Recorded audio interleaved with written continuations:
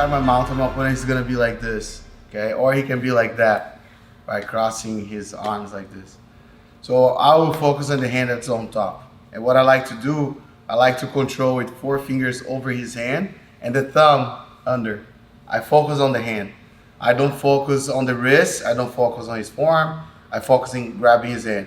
So I need to grab the hand in a way that I can bend his wrist like this, okay?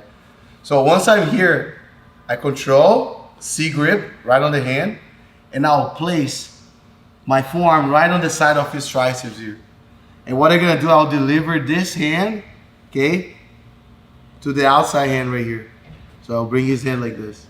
So in the fight, it's gonna be really quick. I go 1 and 2, like this, and I'll trap his hand. So once I trap his hand, notice that I can bend his wrist. Once I bend his wrist, I make sure I keep his elbow inside, and I'll pull, okay, towards me,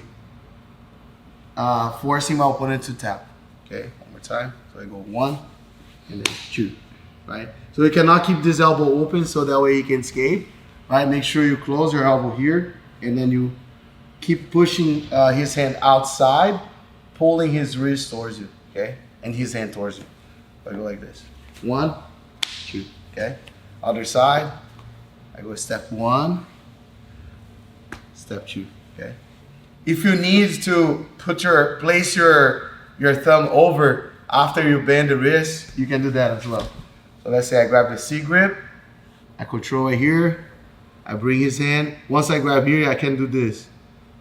I put both thumb over, and then I start like getting the wrist lock. But I feel during the fight, I just go like this. I keep my C grip, and then I bend his hand. Okay, so again, so I'm here. 1, 2, okay. 1, and then 2. It's a very surprising position. Let's say you mounted your opponent, he tried to escape, and then you keep here for a while, and then after 20 seconds, 30 seconds, he's gonna start slowing down. As he slows down, now you have time to rest a little bit as well. So then you see his hand like that. So you go 1 on the top hand, step 1, and then step 2. Okay? Don't try to do that right after you mount. For example, if I'm on the side control, I mount on him and I try to do that, he's gonna start moving, right? You gotta make sure you control him, hold him, and he slow down. And when you feel he's really tired, you pay attention on his breathing. He's not like feeling really comfortable. He's already like giving up, let's say. He's not fighting so much. He's more comfortable on bottom. So then you go here, step 1, and then step 2, okay? 1, 2, and now you pull and force it to tap. Very, very simple, really effective. And actually this is one of the first submissions that I like to do after I mount. So I mount my opponent, I control him. It's like he decides to be like this, then I go. Okay, so I always attack the hand that's on top, all right? Let's work. Mount my opponent here, and sometimes your opponent will place his hand under our armpits like this. And when he goes like this, when he put his hand under your armpits, he try to push you over his head like this. Okay, and when he pushes over his head, he'll try to bring the legs around your body, trap your body right here with his legs, and then start pushing you out and then escape from mount, okay? So every time that I mount and I feel my opponent's placing the hands under my armpits, I know he's gonna drive me that way. If you drive me to the side, I have my hands. It's so easy for me to post. Okay, if you drive me like this way, see, if you start pushing me this way, I know there's nothing he can do. He's not gonna work with his legs, okay, because I'm still sitting on his hips. But every time you bring me over like this, now I mount on his chest, and actually it's really hard for me to sit on him, okay, because he's stiffing his arm, and then he starts bringing the legs over, okay, there you go. Of course, he's not gonna push your chest like this and try to drag you this way or drive you this way, push you forward, right, over his head, right? Because if he does that, it's easy for me to go for the armbar just like we learned before. So every time you mount, he's gonna place the hands on the armpit. He wants to do the defense where he's gonna push me over him and try to bring the legs. So what I'm gonna do, as Jonathan starts pushing me here, I'll place one hand on the floor. Like in this case, I'll go for my right side, okay? So I keep my right side on the floor here. Put more weight on the right hand, okay? And then I'll bring my inner thigh right under his triceps here, okay? And I'll be like this, you see? So now my goal is to bring my shin right on the side of his head, like this. And I scoop my foot under his head. So that's what I want to do. And notice that I have this arm already, grabbing his arm and catching his arm here. And now I'll sit, and then I get a nice arm bar here. Once I do this, of course, when I'm on this arm bar here, I can finish him right here. But also he's gonna try to sit up, right? And then if he sit up and then don't pass the leg over his head, he can escape, okay? So right away when I fall on the floor, I'll step my leg over his head, just like this. And now if he tries to come up, I trap him. So now it's easy for me to finish the arm bar. Okay, I can bring his hand towards the inside part or the outside part right here, okay, this side or this side right here. I can place my arm over his arm, over his wrist, and then I start squeezing, okay? So I did really slow so you can understand the technique and see the details. So we'll go 1, 2, and 3. Okay, so once I'm here, control. Usually like they tap right here, right away. When you start like snapping his arm here to the side, try to sit up, Jones. You can tap it like that, okay? But of course, it'll be like way better if you're in the meantime, you're squeezing, you're also passing the leg over just to secure the technique, okay? So sometimes you're fighting someone, they're like really strong, really flexible, they can resist more on the arm, you gotta pass the leg over. So I'm here, so I go 1, 2, 3.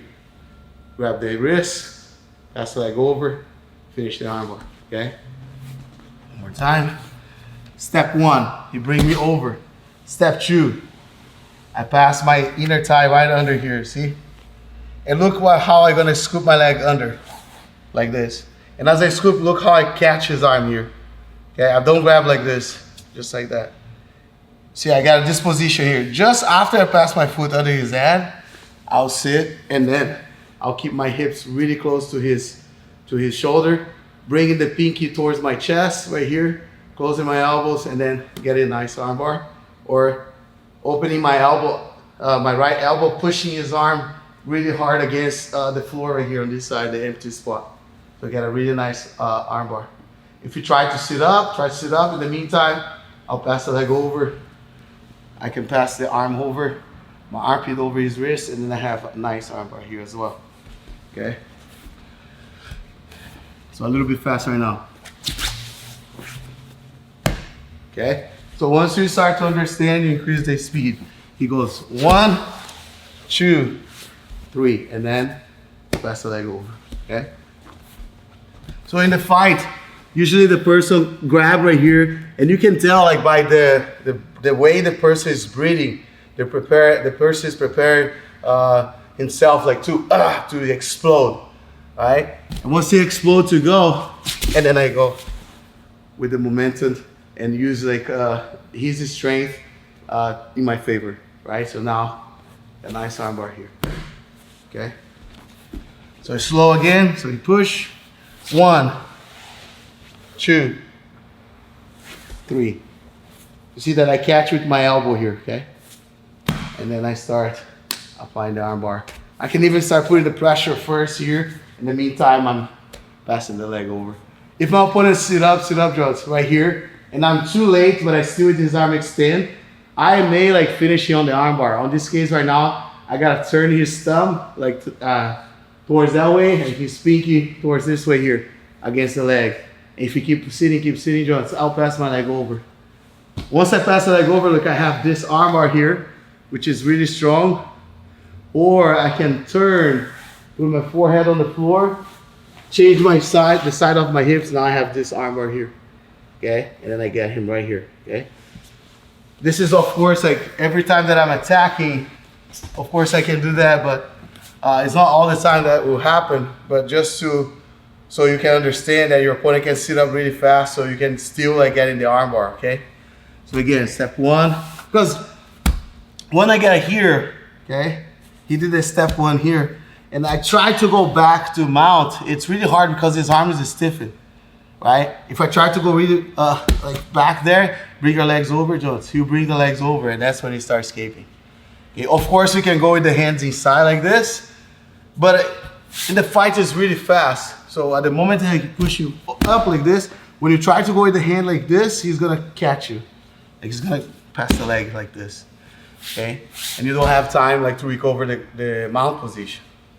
So knowing that, I'll go for the armbar right away. So when he push me over, I go 1, 2, and now I catch him, okay? Step 1, step 2, and now step 3. Notice that my foot is right under his head. This is really important. My hips is really close to his shoulder. I get the armbar, I can pass the leg over, or if Jonathan sit up, I pass the leg over and I keep like put pressure here. Okay, if Jonathan's still not tapping here, I'll turn, facing towards his foot. Okay, belly down, face towards his foot. Never stop like this. Okay, he can resist more here. I like to go this way so that way I can have more leverage. Right here, the mat will limit me. Okay, so I'll keep like this. Usually when you get here also your opponent can roll, like to try to escape. You just follow him and keep with the armbar, okay? Make sure you have the legs pinched. This is really, really important. And then you start pulling his arm towards the side of the pinky like this, okay? This is really important as well, okay? All right, so now let's practice and repeat it.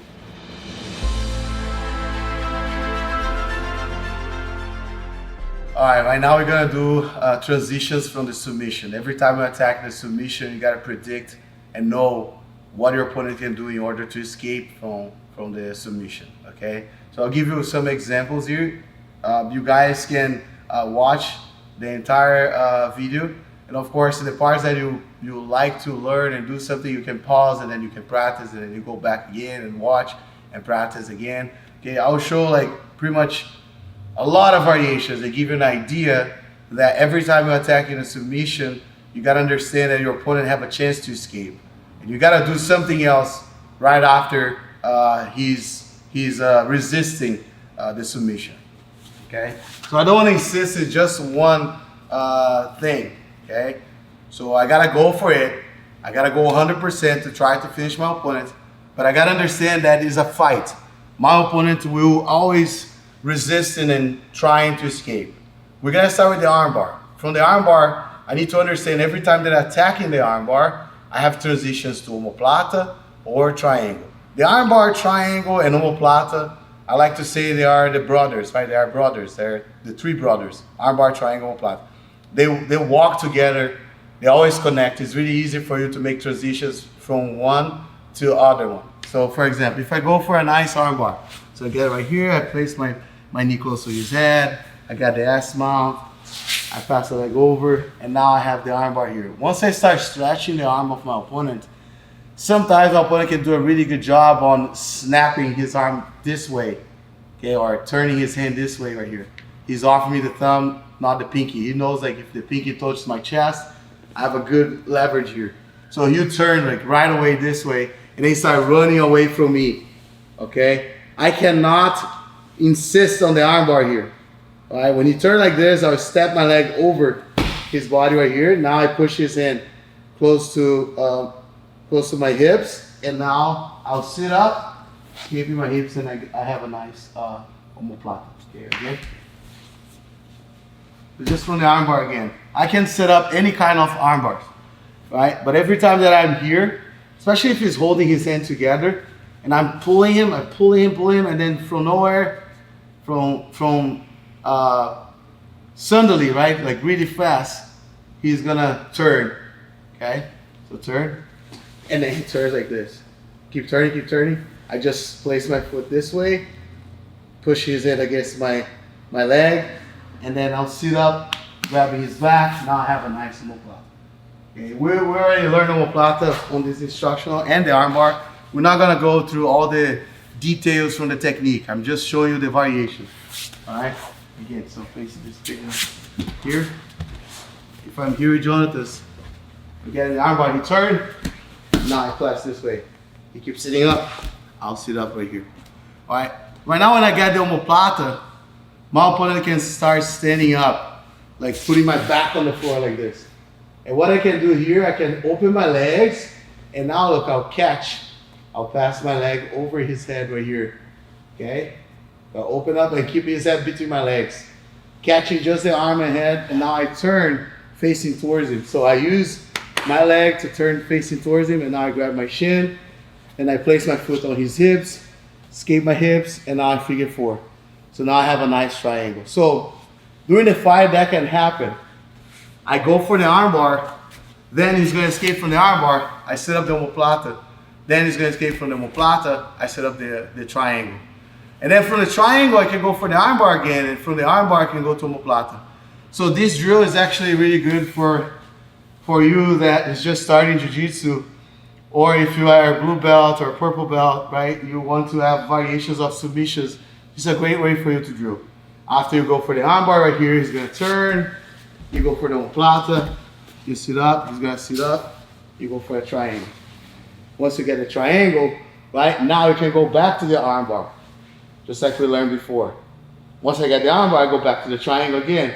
I can push this into the outside. I can go back to omoplata again. So I just go omoplata, triangle, armbar, okay?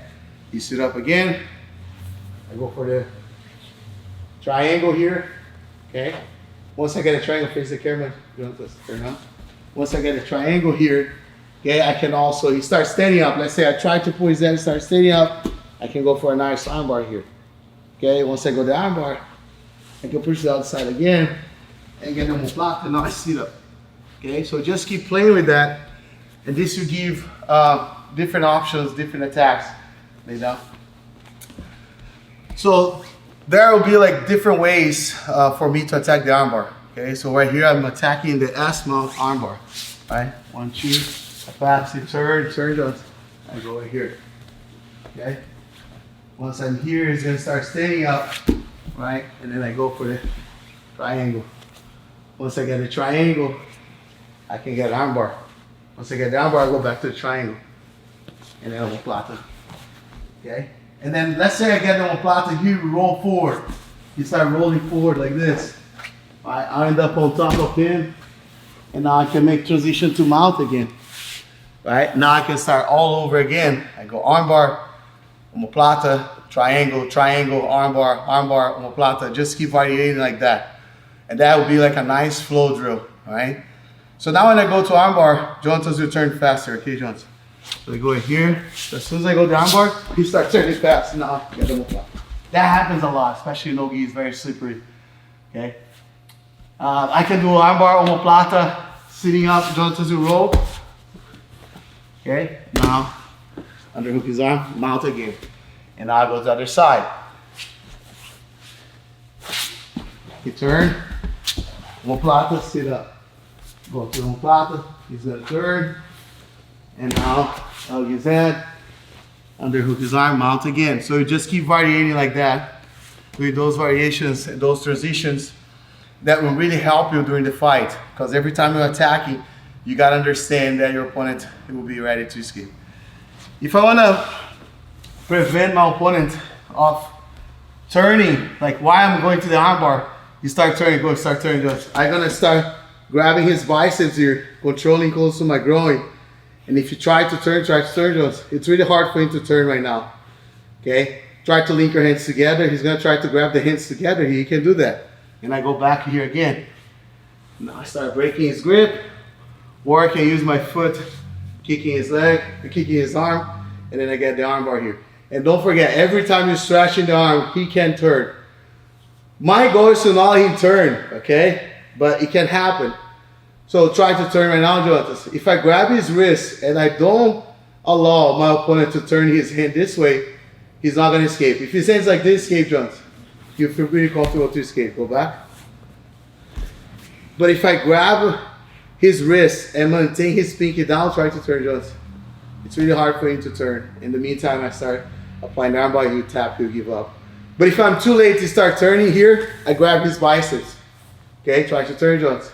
I keep holding here. In the meantime, I'm grabbing the arm again and then finish him. Sometimes I'll be in the armbar right here, okay? And I can make a transition to his back, okay, to the back. So how? I'm applying the armbar here, I'm controlling Jontas, but I'm too late on keeping him down, okay? So let's say Jontas starts sitting up really strong. like this. Okay, he start coming up, Jones. I take my leg out, and then I tap his back. Okay. This is a very fundamental position as well.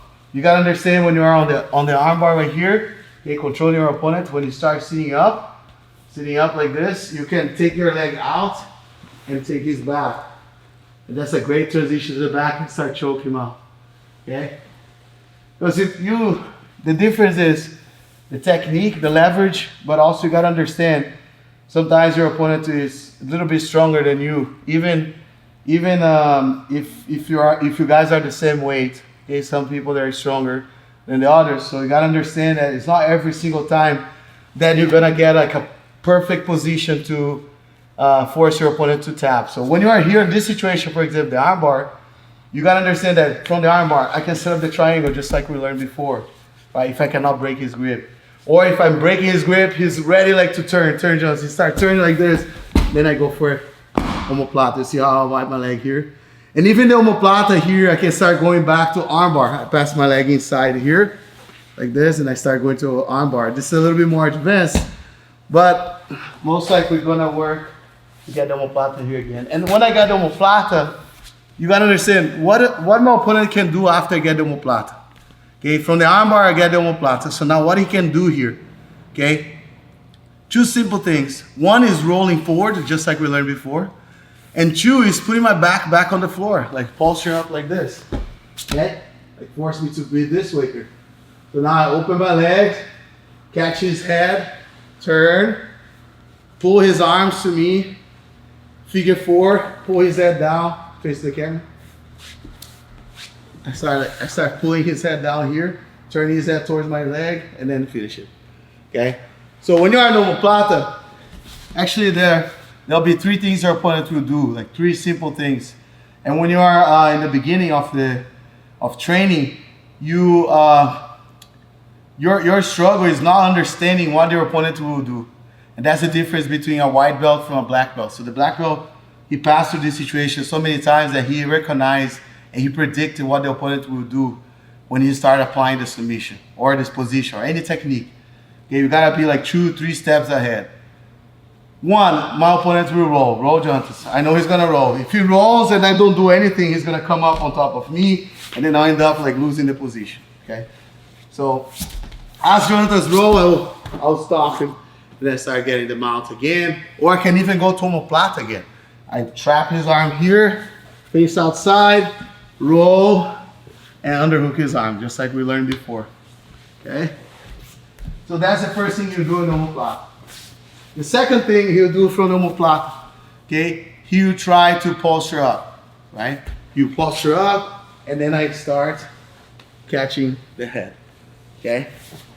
And getting the triangle. And the third thing is, he's gonna try to turn me, he's gonna put this part of the hips on the floor, and he'll try to flip me over him. He's gonna start turning me this way. Exactly, and then I end up here.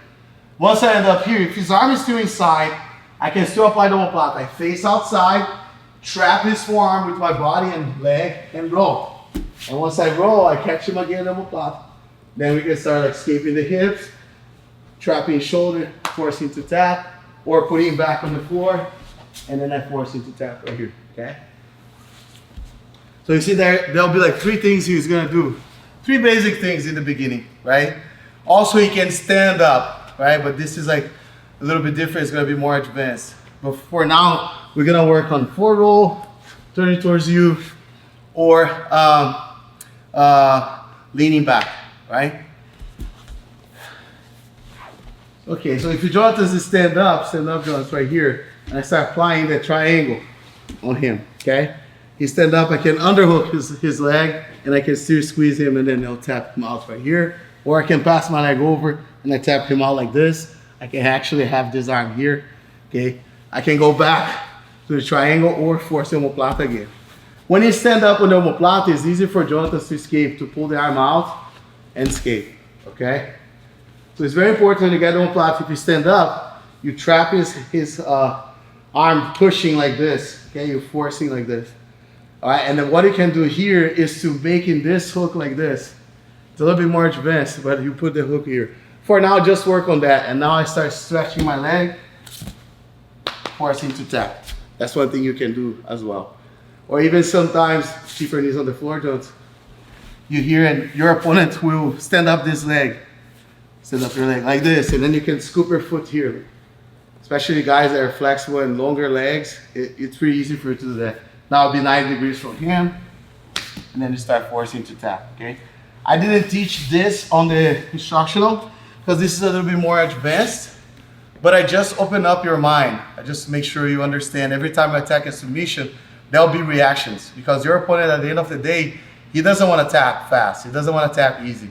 Once you get the check, like why we will say that jiu-jitsu is like, is a human chess, because you get the checkmate.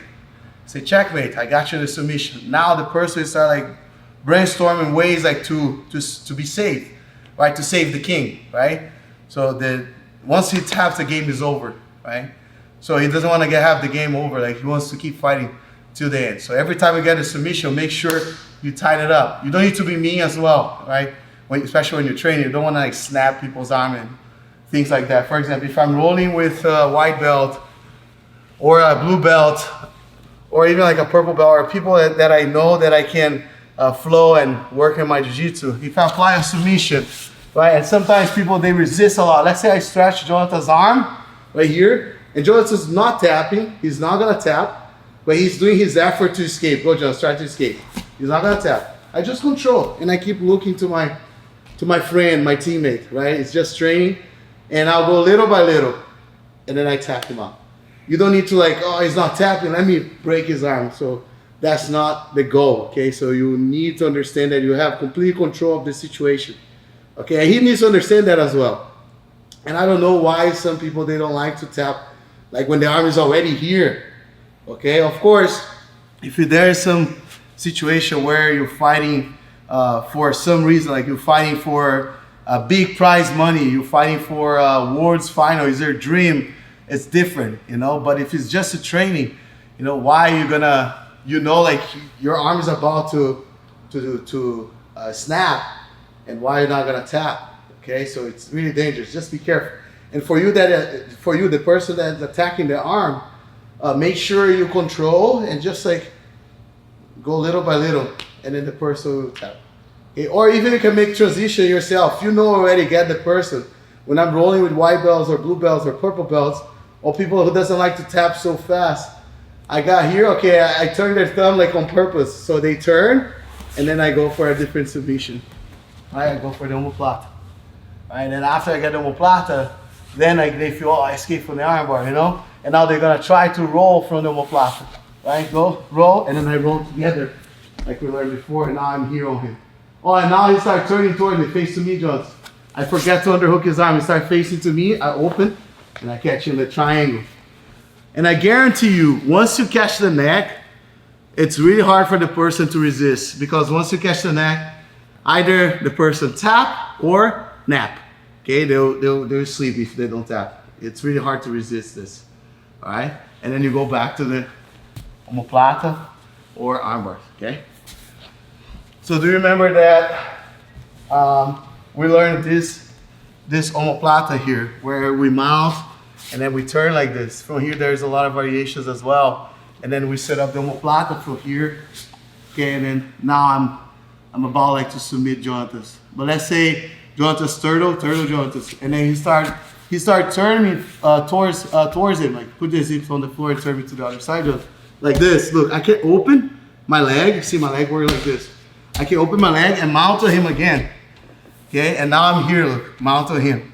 Pull his head towards me. Now look, I lean to one side, pass the leg under, and now I start applying the triangle here. Okay, so I did the same as I did when he was on turtle position, like omoplata to triangle, but I'm doing when I'm on top of him like this. Oh, you know, I'm doing this, like he's sitting up. I got the triangle, okay? Or I got right here, I can pass my leg to get a triangle, right? I can go for the Kimura. I'm trying to go for the Kimura. Jonathan is passing his hand in the front of my chest like this. I change for the armbar, okay? I'm getting the armbar, Jonathan is sitting up, Jonathan, like this. I gotta tap his back, okay? So when I'm on the armbar, what my opponent can do. He can either turn this way and run, go Jonas, like he did before. And he's going to start to keep going, Jonas. And then he'll try to now pass my guard. He said, sorry to be on top of me. Okay? That's one thing. The other thing my opponent tried to do is try to come up. He's trying to come up and you try to smash me, like stack me. Go Jonas. You turn, 1, 2, and now he starts stacking me like this. And now he starts taking his hand out. And now look, I got it smashed, and then he starts passing my guard. Okay? So let's say, if I know that, right, if you turn to one side, I go omoplata, right, or I can keep the armbar. If you sit up, I can attack his back, right, and sit up. So I can attack his back right here, right? Or what can happen also, let's say I didn't pass my leg over his head, and I couldn't attack his back. I tried to assist the armbar. Go, Jonathan. He sit up. He's like, now here, look. If you Jonathan pull his elbow out, pull your elbow out like this. His arm is out. Now look, I have this arm inside, right? So what I gotta do? I'll catch his head. Look. Step 1, catch his head. Now I have the triangle. Step 2. Okay? So every single time I catch right here, he take the arm out, I change for the triangle again. Every time I attack the armbar from the bottom, okay, and you gotta understand it come up, Jonathan. Like if I'm here and Jonathan starts smashing me like this, I end up on bottom. Instead of like just coming back to guard, okay, a lot of people, they do that. I'll try to attack him. I'll try to work in order to force my opponent to tap, okay? So when I got the armbar here, every time he take the arm that I'm attacking out, immediately I can switch for a triangle, okay? Immediately. So and then from here, I have the triangle, I can choke him, or I can go for an armbar again, just like we learned before, or I can pass his arm to the other side and start attacking the omoplata again, right here, okay? So it's really, really important to understand that. Other thing you can do when you're attacking the armbar here, and your opponent start coming on top of you, come on top of me, Jones. Right? Turn, face the camera.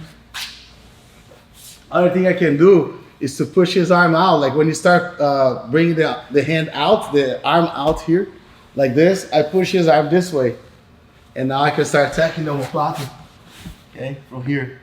And every time I attack the omoplata, I need to understand, okay, Professor Galvão taught me that every time that I attack the omoplata, he can sit up, he can turn me that way, or he can roll. So you gotta be prepared for that. If you stop, of course, I'll submit him. So what I'm teaching you here is, you not only need to control, of course, it's very, very important to control the position, but also you gotta like open your mind and be ready for other attacks. Okay, and each attack that you do, you go for the end of the fight. Okay, you go to finish. All right. So we start with the armbar, but there will be like different things. For example, let's say if I go for the guillotine, like we learned before, we got the guillotine here, and I know what my opponent will do after I start the guillotine here. What he can do to escape. Okay. So when I attack the guillotine, maybe you can turn over me. Okay, maybe he's gonna push my hips. Right, so let's say I got here, then he start turning to the side, like this. And I'll end up on bottom. I still have the guillotine, but I gotta be ready if his head like pops out. What I gonna do after? You know, his head pops out, now I'm on bottom. I was in a great position, attacking my opponent, but now I'm on bottom, he's on top of me, he's ready to pass my guard. Even though he's inside a closed guard, he has a better opportunity than me, okay? The guard is a great position, okay, but as a self-defense, you gotta understand that when the person is on battlefield, the person can strike, the person can punch you, right? It's the same concept and mindset, even though you have a lot of attacks from the bottom. And you can study a lot about guard, okay? And the guard, it's a great position for those who are more flexible. If you're really, really flexible, you have advantage on playing guard, okay? If you're not that flexible, it's gonna be a little harder for you to play guard. Okay, but even though you can still play guard, you just gotta find a guard that works according to your body type. Jiu-Jitsu is also about body types. All the submissions that I taught you guys here There are submissions that I like to do. It's fundamentals. It's super simple, super easy. But there will be techniques that you will discover, you will evolve. Okay, from there, right? Everything starts from the foundation. If you have a strong foundation, you can build a huge house, right? If you have a strong foundation, you can build like a huge building, right? But if you don't have the foundation, it's really hard for you to build the most advanced techniques, or start to understand the most advanced techniques, okay? So this is really important. For example, if I go for the Americana like we did before, I have the Americana, he's not tapping. I can go back this way with the same trap, advance my knee, and then I go for the armbar. Once I get the armbar, I have the chance to escape, so I gotta be ready for that. I keep like forcing, look, I'm applying the position still, facing to his foot. Oh, he's not tapping here, I can switch for the omoplata. See, oh, he's sit up, I can go back to the triangle. Okay, I'm pulling, he's escaping. Oh, he's always like, I know his head is about to pop out. I go for an armbar here. Okay, oh, he's not tapping the armbar. I go back to the omoplata. We just keep working on that, okay? You see that I start from the Americana. I got the Americana. I start applying the Americana. He start escaping. He start resisting. I need to do something else, okay? Or I show you where I apply the Americana here and he turned to the side to defend. I thought you like going to the armbar, but also you can go to the trap right here and start attacking his back. Now I'm on his back. So just because I did the first attack, I found like more attacks and more options. More this way. Okay. So again, so I go this way, Jonathan start like resisting. I go one. Now I can attack the armbar, right? Or I can go to his back, look. And from mounts to back, it's a great way for you to end up the fight. I love the back, and for me, the back it's a great option, great position for me.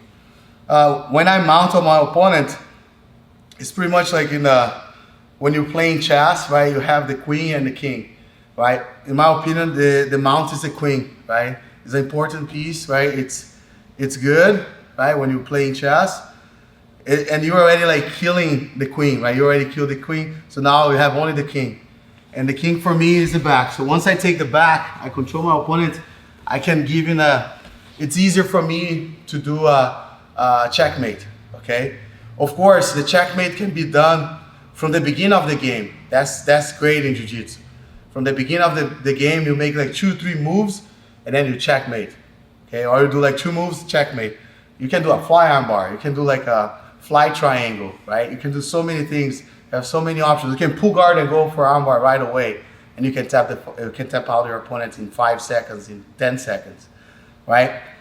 But if the fight if you're like fighting someone that has like more jiu-jitsu than you, they have like experience, the person has experience, it's gonna be a little bit harder for you. So you gotta start controlling each position. I took him down, I got on the side, now I make a transition to mount.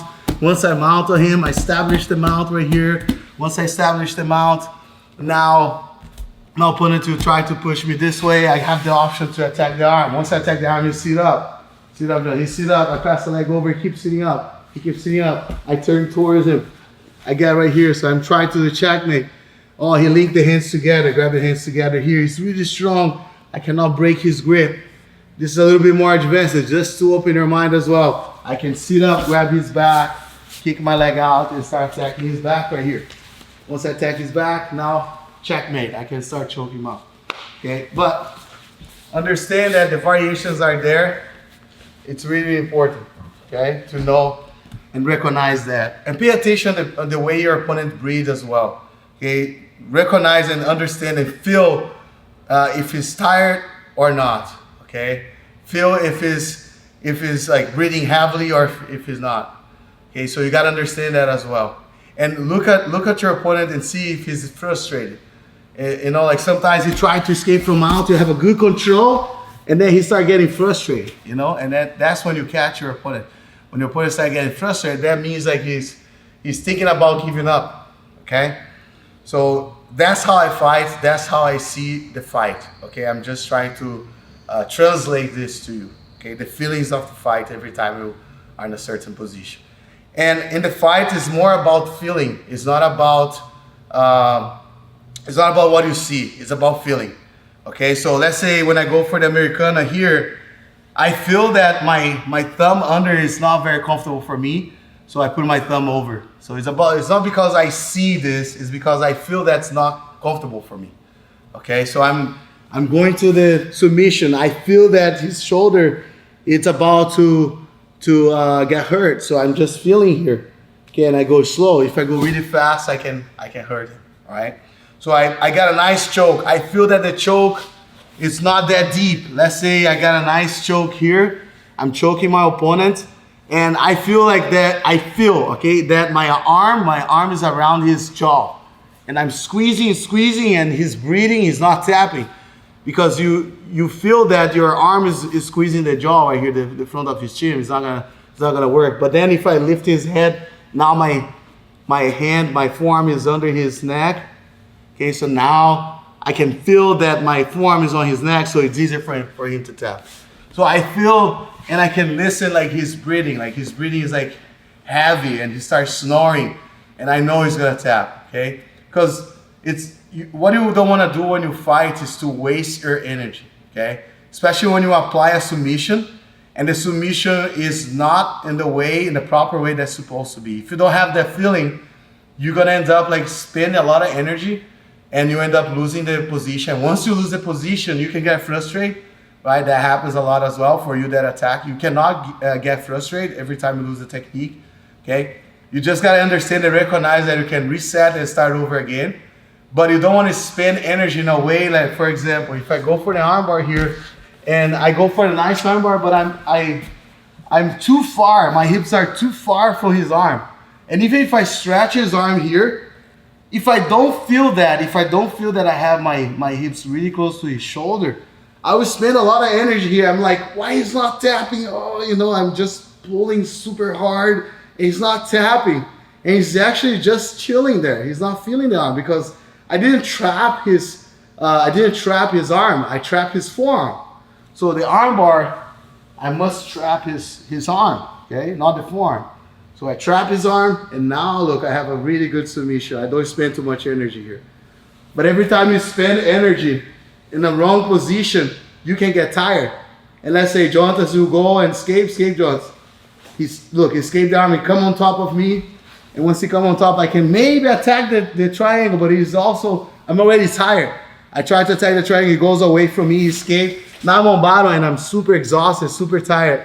And then he can end up like passing my guard like easier, okay? So you don't want to fight and spend the energy for the wrong reason, okay? So you must feel the technique super tight, you must feel the positions like really close and working together. And you must feel that your opponent is really feeling the submission.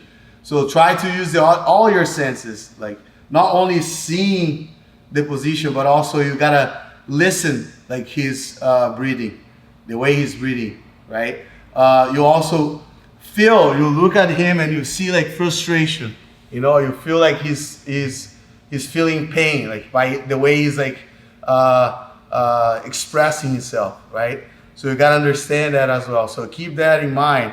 Every time you're attacking, you must recognize and predict what your opponent can do. And every time you attack, it must be a perfect attack. The perfect attack is unstoppable, right? A lot of people ask me, Professor, how I escape from this, how I escape from that. If it's a perfect attack, it's really hard to escape. It's really hard to escape. And that you tap for two things, right? One, you tap because the opponent did a really good job in controlling the position and he did like the position perfect, apply the position really perfect against you. And two is if like he applied like wrong and he spent energy wrong and then you end up escaping. And actually three, there's a third one. The third one is when you do a really good job in preventing him to attack you, okay? And then you already like escaping. It's possible for you to escape from an arm bar after the arm is stretched like this. Yes, it is possible. But I have way more, the person that is attacking, I have way more advantage here and way more percentage in end up the fight and probably like injure you than you escaping, right? It's possible for it to escape, yes. After the arm is straight right here, Jonas can turn this way. He can sit up. Also, other thing he can do is try to clean up my leg like this and try to sit up like that, or he try to lay down over my leg, right, to try to escape. Then I start making transition to go back to mount, right? So you gotta understand that the fight is all about feeling. That's why I told you before, and also I tell this on my during the classes, and actually like before I compete, the last week, you know, or a couple weeks before, I like to train some trains like with my eyes shut. Like I close my eyes and just try to feel my opponent, because I understand that jiu-jitsu is about feeling. It's not about like what I see, okay? So I even suggest you to start training like this, okay? Mounting position, controlling your opponent here, and then you say, go, fight. And then you go 100%. He goes 100% trying to escape, and I go 100% trying to maintain myself on mount position. And once I feel my opponent stop moving, I start going for my attacks, okay? On the early mount position, I just got here, okay? I just got in this position. He's gonna have more energy to escape, okay? So I cannot move so fast here. I just gotta close like this space. I close this space, I underhook his arm, I keep holding here. He's keeping moving side to side. Once I start feeling that he's slowing down, now I start going for different attacks. I go for the katagatame right here, and then he's not tapping the katagatame. I can make a nice transition to catching his wrist. Then I go for the back. Okay, and then if I don't want to go to the back, I go to the armbar, and then just keep going like that. Or even sometimes I'm attacking the katagatame, he's not tapping right here. I step over his leg, bring his leg close to his body. Now I forget about the katagatame because he's not tapping there. I'll switch for the triangle, just like we learned before. So I got a triangle here. He's not tapping the triangle. I go for an armbar. Oh, he's not tapping the armbar. I go for a wrist lock. He's not tapping wrist lock, or he's too strong. I end up on bottom, right? And now I start everything again, like omoplata, kimuras. I can even do a kimura from here as well. Like I can go for a kimura on this arm here. It's very tight, very strong. Or I can go for a kimura on this arm right here as well.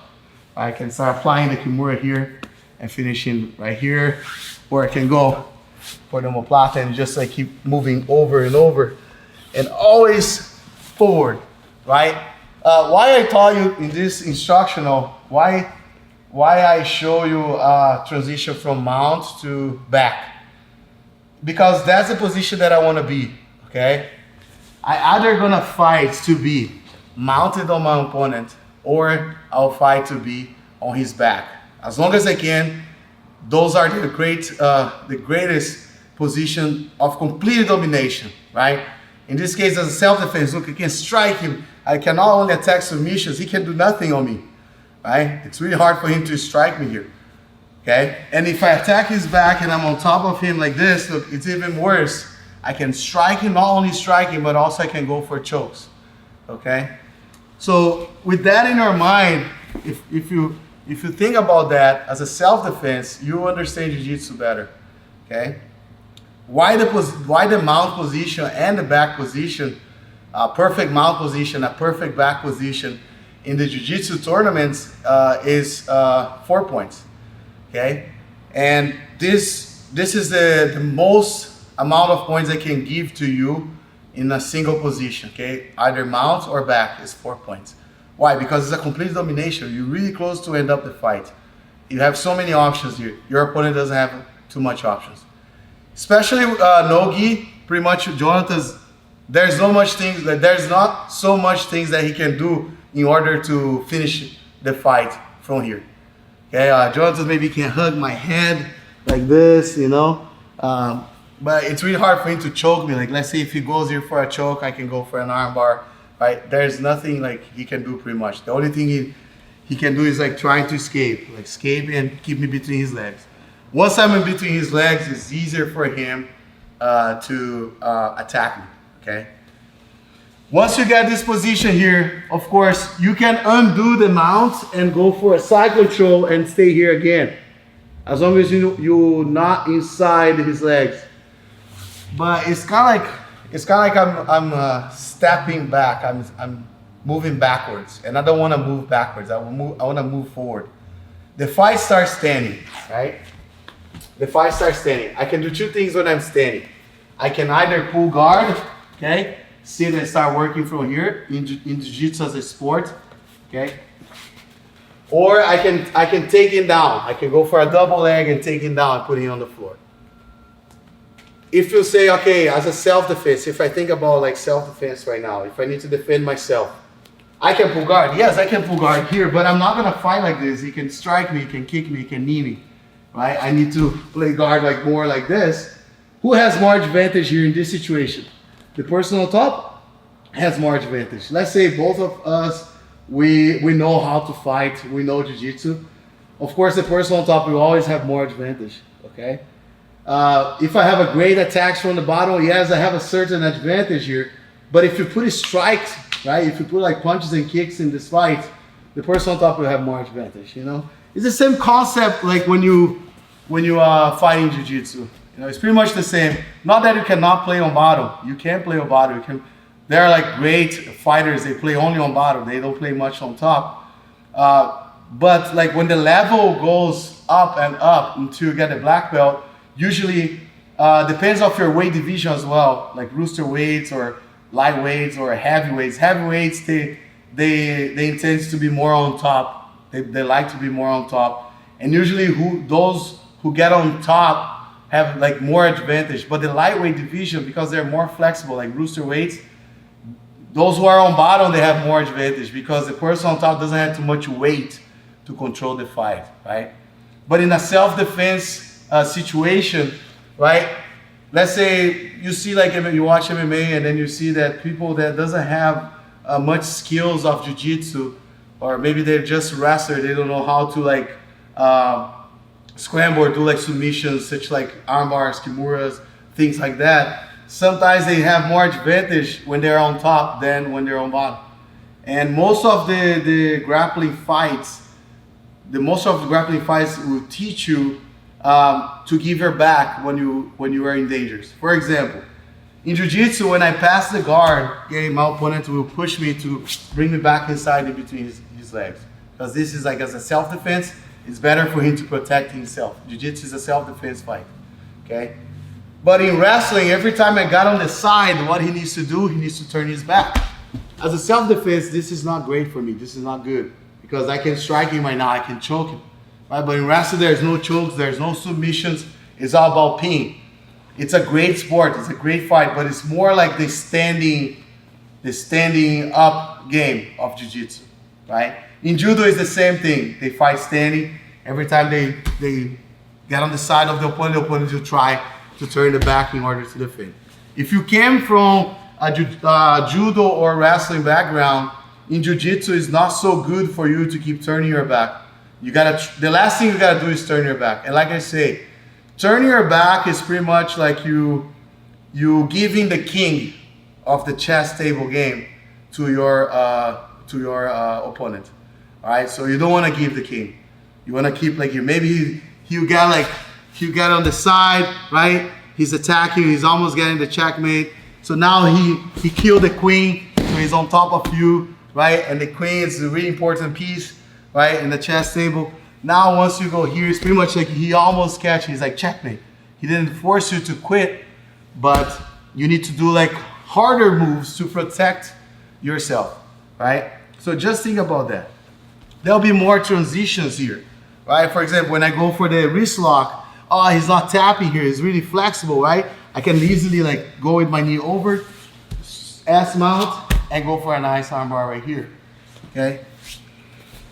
Or another attack that I can do, I grab him, I go for the omoplata here, like the Kimura trap that we did before, and Jonah starts sitting up really fast like this, and I couldn't have time to trap him. I know he's coming.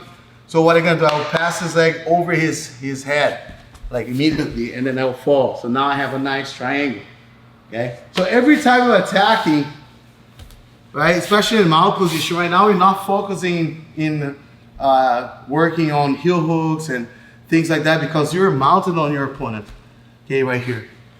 And the person that can attack a heel hook or new no-gi is the person on bottom. He can push me out, put the knee inside, and now he started attacking heel hooks on me here, or toe holds.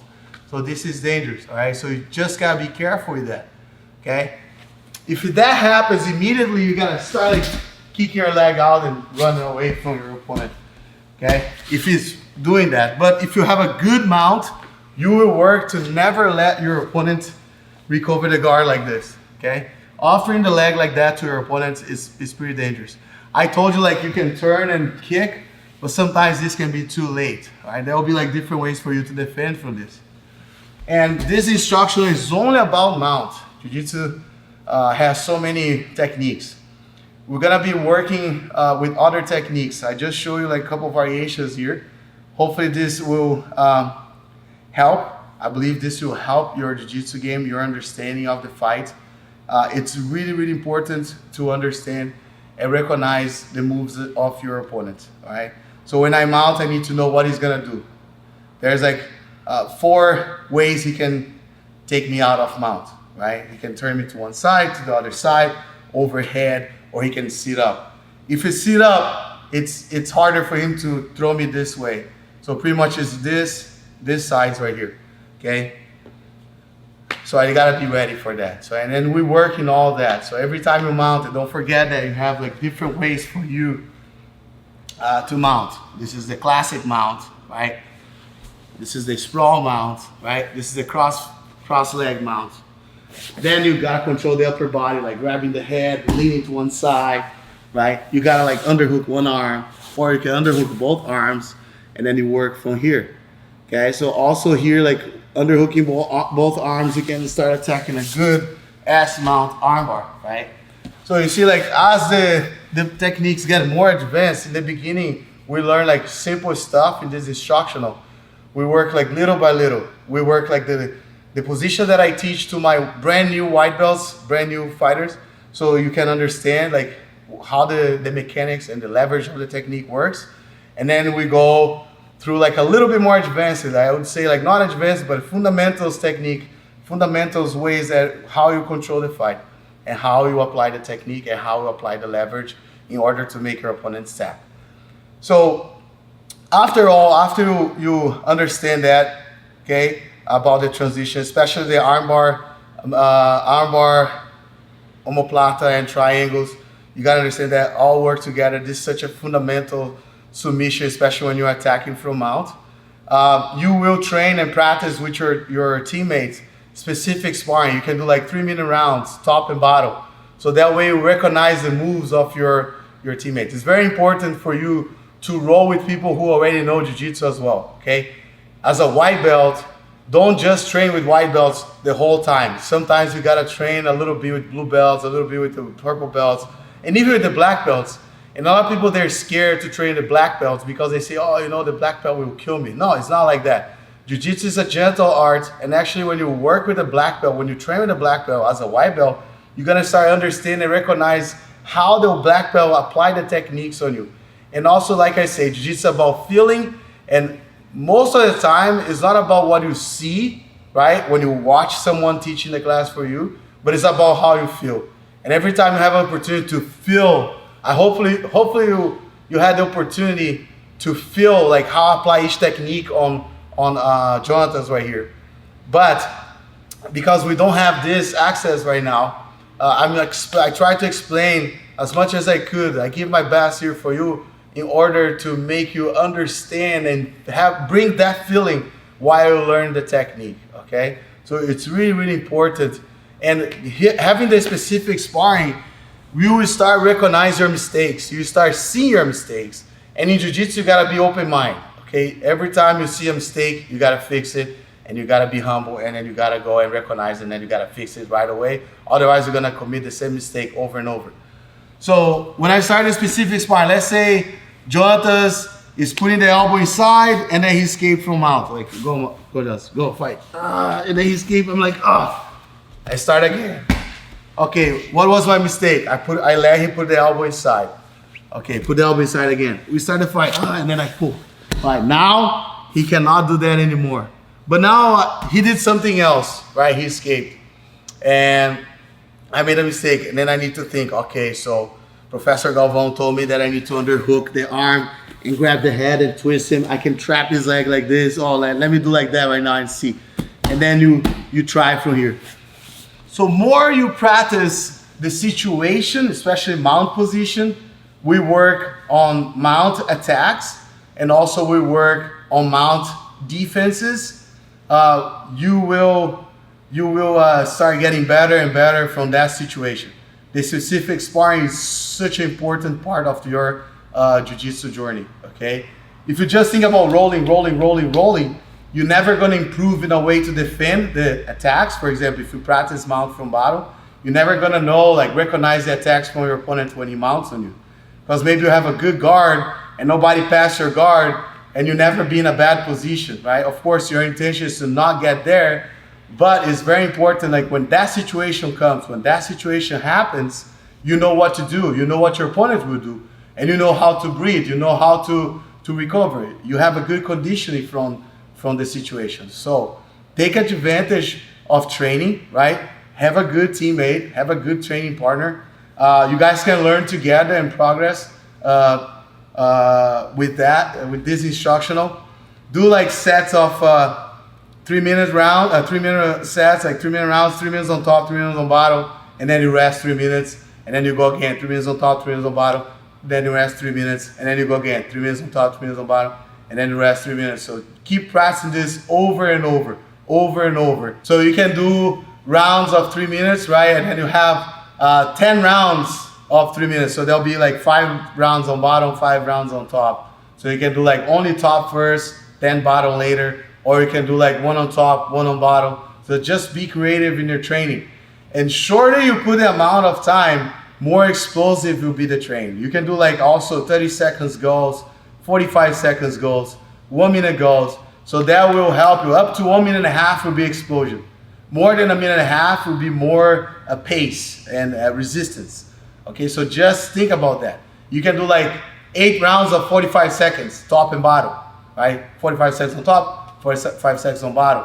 That will improve your explosion, and also will improve like the moment that you mount and your opponent will explode like crazy to escape. So you gotta know how to manage that first 45 seconds in order to stay there longer, okay? So let's practice, have fun, enjoy it, and keep learning, keep open mind, okay? Let's go.